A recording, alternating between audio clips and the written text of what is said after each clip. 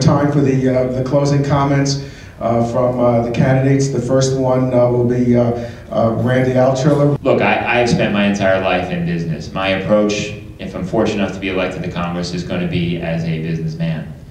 Being very deliberate, very tactical about what I do every day, understanding that there are going to be constraints that I've got as one person, but trying to work on a bipartisan basis to actually effectuate real change and tackle problems that are solvable. That's why I put forth a 10-point job plan that has real detail in it. Those are actionable items in it.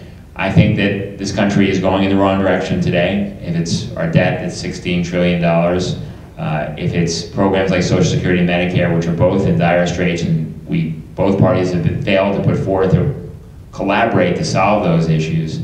If it's an overall business environment where we're becoming uncompetitive, these are the issues that need to be tackled. We want to bring more jobs back to America. We need to solve that problem industry by industry and figure out why we've lost our edge. America has the best people in the entire world. We've always been the greatest country. We'll continue to be so, but we're no longer #1 in manufacturing.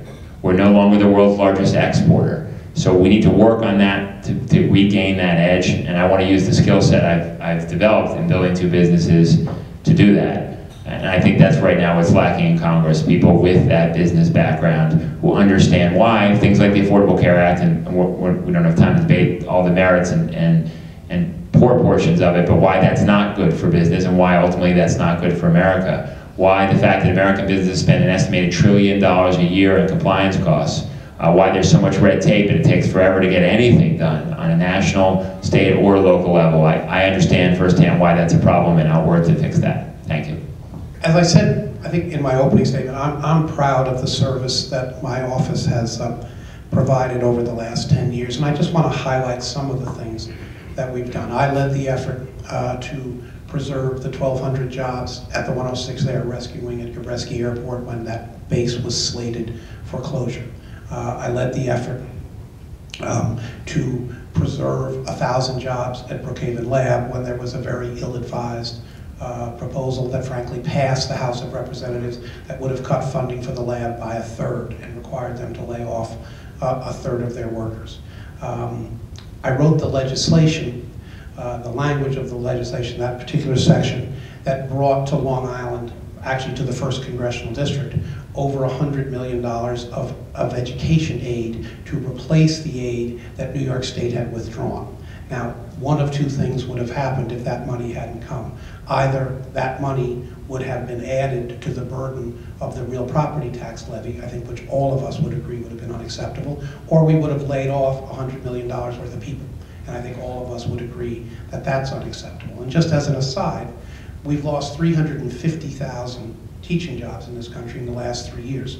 Now, some of them maybe were surplus, but I cannot possibly believe, and I'm going to guess most educators in this room can't either, that we were overstaffed by 350,000 people across the country. These are issues that we have to confront. I talked about my constituent service, and I'm very, very proud of that. And I see Jennifer Gunn sitting here, who's now with Teachers Federal Credit Union. We worked together at Southampton College. We worked together in the Congressional office. She knows I had one rule. By the way, rules are impossible to enforce on a college campus. You all know that. But I had one rule, which is that anybody who set foot on the campus and anybody who set foot in our office was to be treated like visiting royalty. We have maintained it in my office, by the way. Tough to do on a campus. But that's the ethos that I bring to the job. And I'll tell you another ethos that I bring to the job. I'm looking at Jim Morgo. Jim and I are both Jesuit educated. I think Jim much better than I. The ethos of a Jesuit education is education for others. That is to say that we take whatever it is we have and we use it in the service of others. And I have spent my entire adult life doing that. 29 years at Southampton College, now 10 years in the federal government. It's work that I'm very, very proud of. It's work that has to get done.